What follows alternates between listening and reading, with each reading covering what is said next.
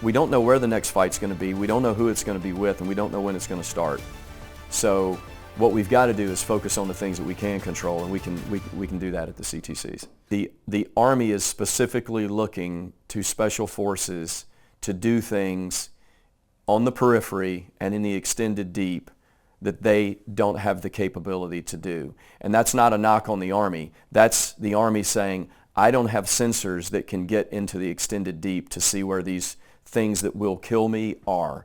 I don't have the long-range fires to affect those things in the extended deep. So we are seeing, what I would tell you is I'm seeing an appetite. So this is at, and we'll come back to the CTCs in a minute, because it's a very critical component of this, right?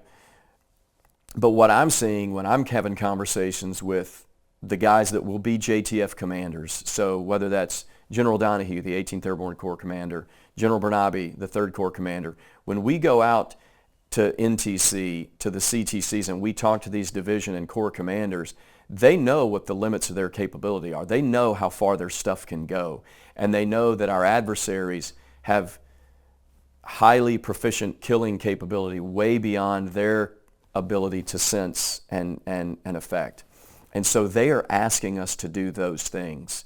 So that is really, really good news. So when we were talking, I think before the camera started rolling, about we're sort of back to our roots. We're really back to the pre-9/11 days where our offering, okay, the advantage we offer the joint force, the value that we offer them, is our ability, primarily through partners and potentially through resistance elements, okay, that are being contacted over the horizon and don't even necessarily have a face-to-face or a physical contact. That is what we're offering them, and that's what they're looking for. They're looking for us to get really, really, really deep in the enemy's rear area to find their most potent weapon systems, okay? When we talk, that's our operating concept for 1st SF Command. We're going to operate in the extended deep primarily through partners. Again, back to that conversation about how the risk level, okay, in a denied environment, primarily through partners or resistance, and then we're going to operate on the periphery to impose cost, to create doubt, or to cause confusion, on the periphery, and to change up the battlefield geometry. In the same way that when going back to where we started before D-Day, we weren't necessarily killing a whole lot of elements in the rear that then couldn't go fight, but we were forcing what the OSS and the SOE were doing was they were forcing the Germans to dedicate combat power to those areas that could have been dedicated to the front. Does that make sense? Well, I think that's critically important, because when we look at SOF, and that kind of brings up that second piece that I was talking about when we opened this squawk, is that you have that CT focus, but also where's SOF critical? SOF's critical prior to the event. Yes. You know that, but also during the event. Right. Because during the event is when we can open those second and third fronts. For example, you think about 10th Group's mission in the invasion in Iraq. Right. Okay, everybody was focused on Kuwait. Right. And the invasion of the conventional force, tanks, and everything coming up from the south. But what we did is we put 10th Group in the Kurdistan. Right. They arm and equip Peshmerga of 50, 60,000 fighters. Right. And it forced, I think it was 17 divisions of Iraqi army could not move south to prevent that invasion. Well, and an even more recent example, which is probably, arguably, and General Braga and I have talked about this before, the YPG, now known as the SDF, arguably the most effective partnered force that we've ever fought with at scale. If you ask yourself, how would the war against ISIS have gone had we not actually been able to establish an effective partnership with the YPG, the SDF in northern Syria?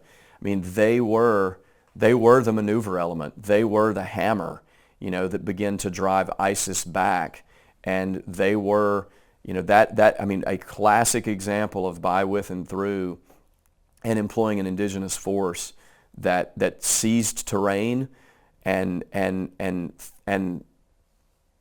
frankly vanquished, an occupying terrorist army that at one point ruled everything across northern, central, eastern Syria all the way into, well into Iraq, and so, yeah, I think we have tremendous opportunity. I am not worried that the Army is trying to pigeonhole us at all.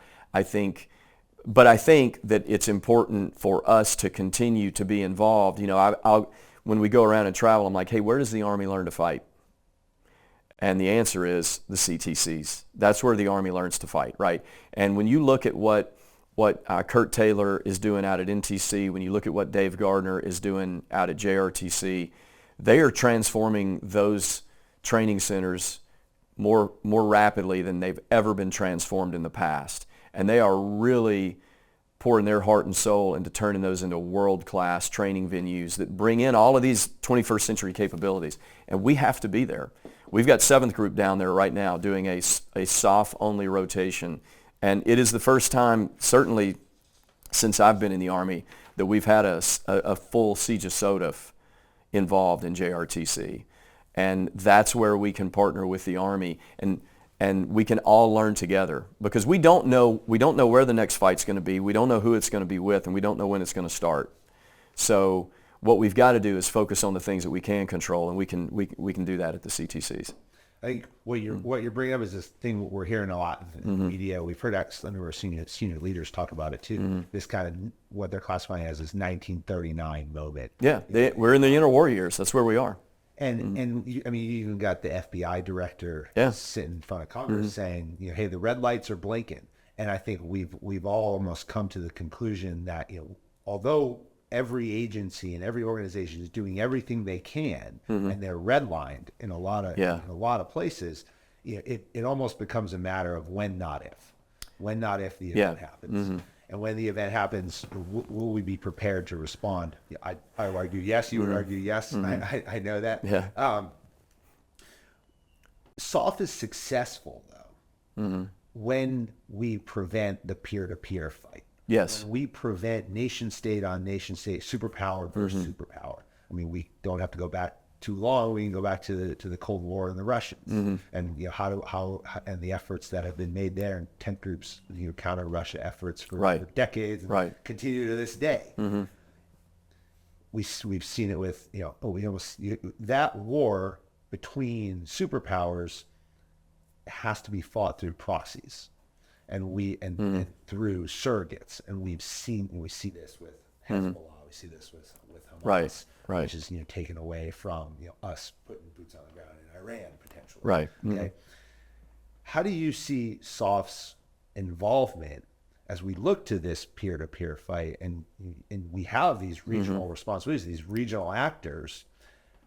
Where's SOF's involvement in this at that regional level?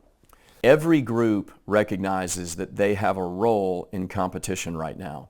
So no secret, there's Russian private military contractors, PMCs, running all over Africa.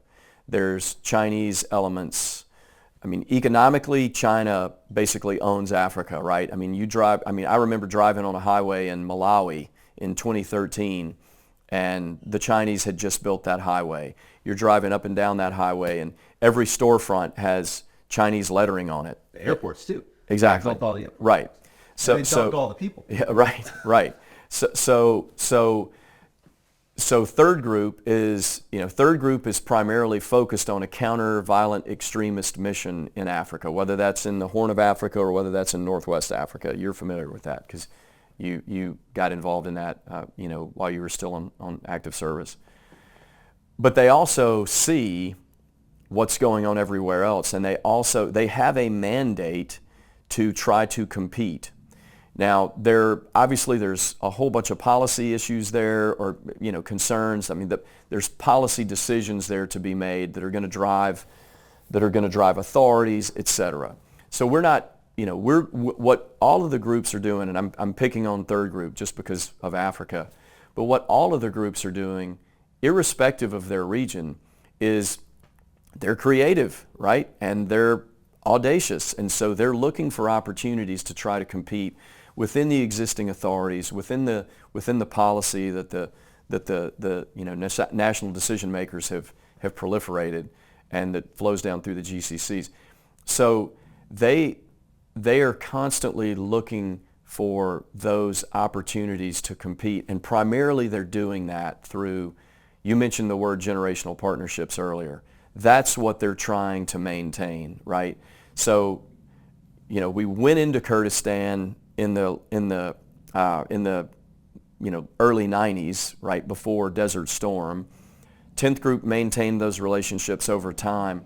Then they got, we dumped some nitrous oxide in there in 2003 when 10th Group and some other organizations went in.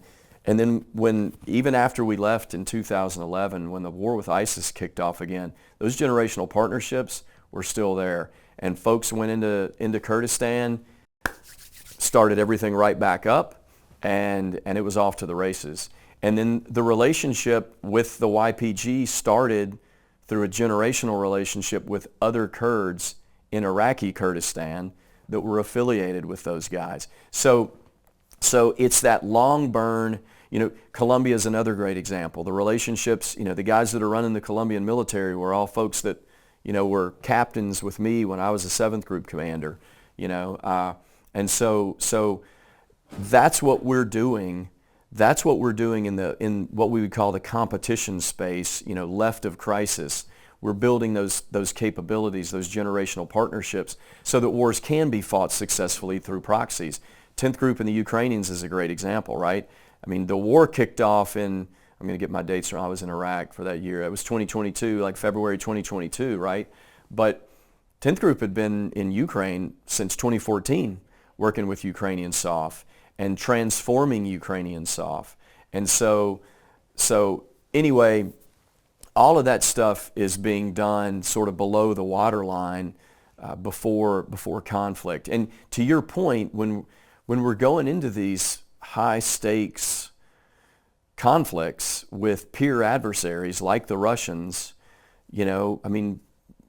if you're not fighting through proxies, then we're at the risk of a thermonuclear conflict, and none of us really know where those red lines are.